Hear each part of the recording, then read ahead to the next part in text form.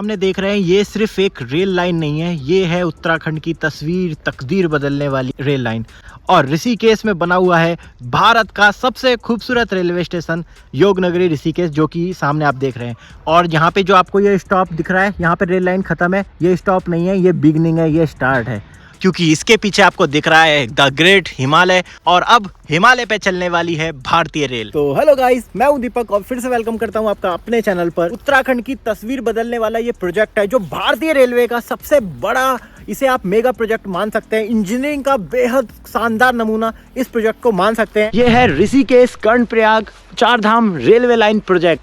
तो देखिए, सोचने में ये कितना एक्साइटेड लग रहा है कि पहाड़ों पर अब रेल चलेगी। तो आप सभी को पता है कि जिस तरीके का संकट इस टाइम जोशीमठ में आ रखा है, और कहीं ना कहीं इस जैसे मेगा प्रोजेक्ट को एक विलन के तौर पे पेश किया जा रहा है, जबकि ऐसा कुछ भी अभी प्रूफ नहीं हुआ है कि इन प्रोजेक्ट की वजह से ही ऐसा कुछ हो रहा है।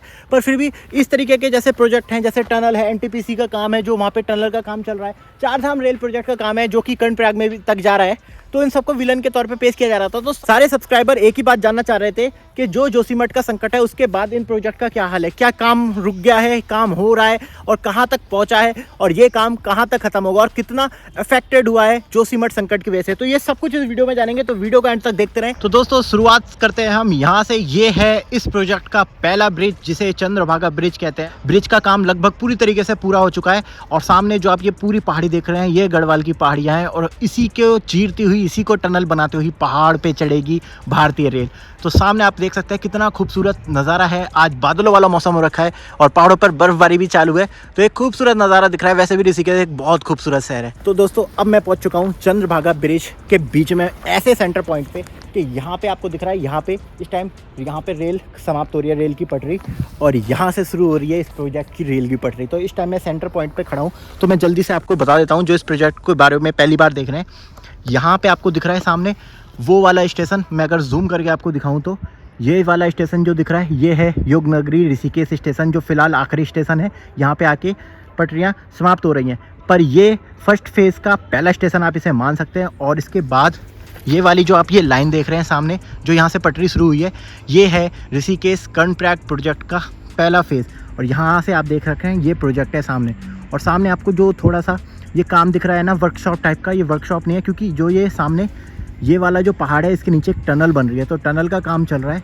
तो देख सकते हैं आप, यहाँ तक पूरी तरीके से पटरी बिछाने का काम हो चुका है, गिट्टी वगैरह का काम सब यहाँ पे पूरा हो चुका है। अब धीरे धीरे इस काम में प्रोग्रेस होगी और बढ़ाएंगे काम। उसके बाद इन पटरियों को आपस में जोड़ दिया जाएगा और फिर ये सफ़र शुरू होगा। तो ये था लेटेस्ट हाल आज 2023 में, चार धाम को ये जोड़ेगी। तो ये चार धाम का पहला फेज़ है और इसे बहुत महत्वपूर्ण, बहुत इंपॉर्टेंट माना जा रहा है, ना केवल पहाड़ के विकास के लिए, पहाड़ के लोगों के लिए, यहाँ इस क्षेत्र के डेवलपमेंट के लिए, बल्कि आर्मी के डिप्लॉयमेंट के लिए भी, भारत की रक्षा के लिए। आप जानते हैं दोस्तों, उत्तराखंड है जो, वो अपनी बॉर्डर शेयर करता है, और वो भी किसके साथ? चीन के साथ, जो लगातार गड़बड़ बॉर्डर पे करता रहता है। तो चीन के हर गलत कदम से निपटने के लिए ये वाला प्रोजेक्ट बहुत ज़रूरी है, क्योंकि आपको पता है किसी भी युद्ध को जीतने के लिए उसकी आर्मी का बॉर्डर तक, उसकी आर्मी का युद्ध क्षेत्र तक जल्दी से जल्दी पहुंचना बहुत ज़रूरी होता है। तो ये वाली लाइन उसी काम को आसान करेगी, उसी भारतीय सेना को जल्दी से जल्दी उनके राशन को, उनके व्हीकल को, हर तरीके की उनका जो भी इक्विपमेंट होता है उन्हें बॉर्डर तक पहुंचाने में ये वाली योजना सबसे ज़्यादा कारगर साबित होने वाली है, क्योंकि रक्षा की दृष्टि से भी ये वाला प्रोजेक्ट बहुत ज़रूरी माना गया है। ये प्रोजेक्ट ऋषिकेश से शुरू होगा, फिर देवप्रयाग, श्रीनगर, रुद्रप्रयाग, गोचर होते हुए कर्णप्रयाग में खत्म होगा। इस मेगा प्रोजेक्ट की बड़ी बात यह है कि इसका 85% हिस्सा टनल से होकर गुजरेगा। इस प्रोजेक्ट में कुल 17 टनल और 16 पुल बनने हैं। पुल बनेंगे ऋषिकेश के चंद्रभागा में, देवप्रयाग की गंगा पर, लक्ष्मौली, श्रीनगर और गोचर में अलकनंदा नदी। ये वाला प्रोजेक्ट भारत के विकास के लिए और भारत की रक्षा के लिए बेहद जरूरी है। ना केवल पहाड़ में विकास के बहुत सारे रास्ते खुलेंगे, पहाड़ के लोगों का जीवन आसान होगा, बल्कि भारत और ज़्यादा सुरक्षित हो जाएगा उत्तराखंड में चीन के मुकाबले के लिए, और जो चीन हरकतें करेगा उससे निपटने के लिए। और देखिए, पुल का काम लगभग पूरी तरीके से हो चुका है और ये सिंगल ही लाइन रहेगी फिलहाल। और नदी की हाइट भी आप देख सकते हैं, ऐसा लगता था कि बहुत क्लोज होगी, पर ऐसा नहीं है, काफ़ी ऊंचा ब्रिज है और देखने में पता लग रहा है कि 20-25 मीटर गहरी ये जगह है।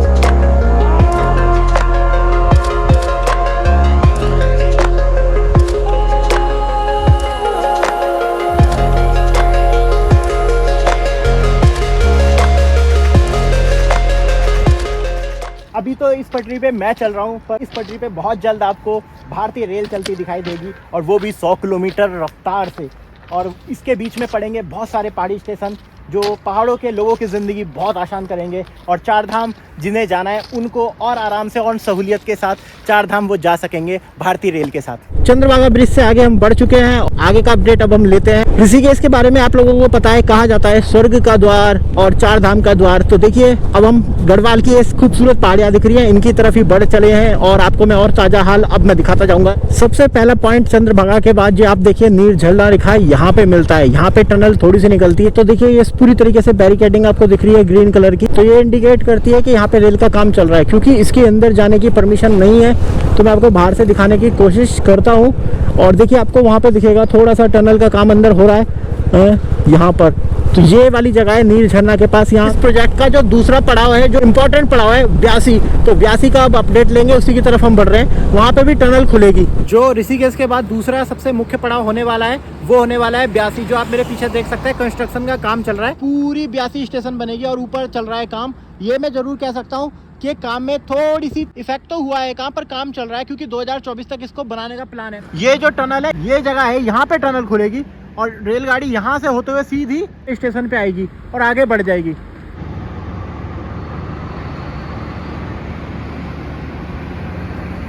पढ़ सकते हैं ये ब्यासी, तो यही बनेगा मुख्य स्टेशन ब्यासी का।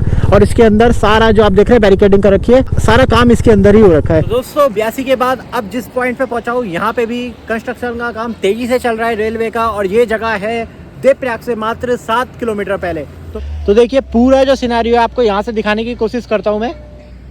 ये देखिए नीचे जो पूरा इनका वर्कशॉप वगैरह चल रही है, और नीचे आपको दिख रहा है ये है गंगा जी जो आगे देवप्रयाग से आ रही हैं, अलकनंदा और भागीरथी के संगम के बाद।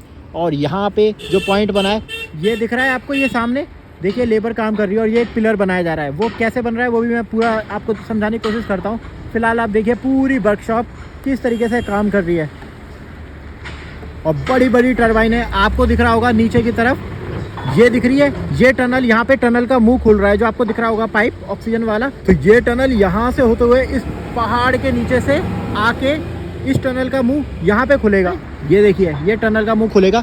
इसके बाद रेलगाड़ी यहाँ से जाके सीधा यहाँ पे ब्रिज बनेगा, जो आपको सामने पिलर दिख रहा है, यहाँ से निकल के वो पिलर के ऊपर एक पिलर, दूसरा पिलर वहाँ बनेगा नदी के पार, और उसके बाद वापस फिर चली जाएगी। तो सामने की तरफ भी एक टनल बनाई जाएगी, टनल बनेगी। आप नज़ारा देखिए कितना खूबसूरत लग रहा है। अब आप इमेजिन करिए जब इस नज़ारे के बीच में से ट्रेन गुजरेगी तो क्या सीन होगा। अब इसका अगला पॉइंट है, वहाँ पे भी मैं आपको लेके जाऊंगा और दिखाऊंगा कहाँ बन रही है इंडिया की सबसे बड़ी रेल टनल। देखिए आपको वीडियो बनाने के लिए कहाँ कहाँ जाना पड़ रहा है, कहाँ कहाँ घूमना पड़ रहा है। अब मैं आपको उस वाले पॉइंट पे ले जाता हूँ जहाँ से मैं आपको दिखा सकूंगा बिल्कुल सही से कि कहाँ बन रही है सबसे लंबी टनल इस पूरे प्रोजेक्ट की, जितना लंबा ये प्रोजेक्ट बन रहा है। और ये एक डंपिंग जोन भी है।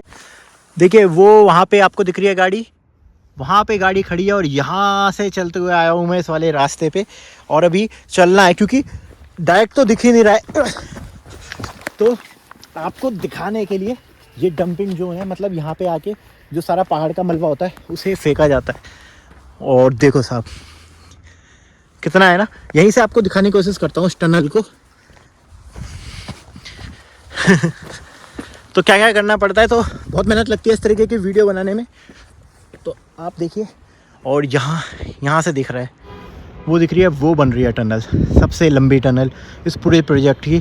और जो भी मैंने आपको इससे पहले वाला पॉइंट दिखाया था, वहाँ से टनल अंदर से आएगी, इस पूरे पहाड़ के नीचे से निकलेगी, वो रहा इसका मुख, वहाँ से निकल के जाएगी, और इस टनल के बाद ये सीधी चली जाएगी। और ये सबसे लंबी टनल है, ये बनेगी लक्ष्मौली, इसके आगे जगह बनेगी, आगे पड़ती है लक्ष्मौली, और ये टनल का मुंह वहाँ जाके खुलेगा। और इस टनल की लंबाई लगभग 14 से 15 किलोमीटर होगी।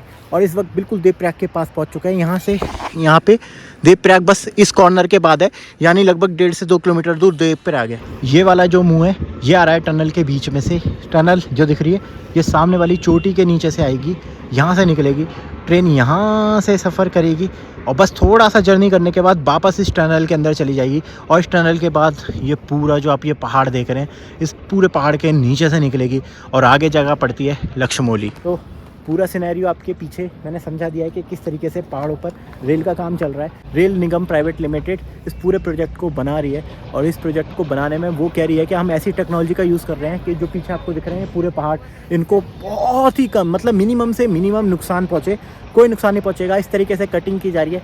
अब भगवान मालिक है वो क्या कर रहे हैं, कैसे कर रहे हैं, पर देखिए जो कर रहे हैं वो जन कल्याण के लिए कर रहे हैं, क्योंकि इसको बनने के बाद फ़ायदा तो आखिर में उत्तराखंड के लोगों को ही मिलने वाला है। मैं किसी प्रोजेक्ट के खिलाफ नहीं हूँ ना, मैं कह रहा हूँ क्योंकि ये वाले जो प्रोजेक्ट होते हैं ये आपको पता है ये कितने ज़रूरी होते हैं। बस यही बात है, जहाँ विकास होता है वो अपने पीछे विनाश भी लाता है। तो जब ऐसे मेगा प्रोजेक्ट बनते हैं तो उनके कहीं ना कहीं थोड़े नुकसान भी होते हैं। जब भी इस तरीके की योजना बने तो इस तरीके का उसको प्लान किया जाए कि सामंजस्य बिठा के काम हो नेचर के बीच में, प्रकृति के बीच में, कि प्रकृति को बिल्कुल भी उससे इफ़ेक्ट ना पड़े। वरना अगर प्रकृति को इफ़ेक्ट पड़ेगा तो उसके बाद जो उसके परिणाम निकलते हैं उससे सिर्फ विनाश ही निकलता है, प्रलय ही आती है और उसका भुगतान सिर्फ इंसान करता है।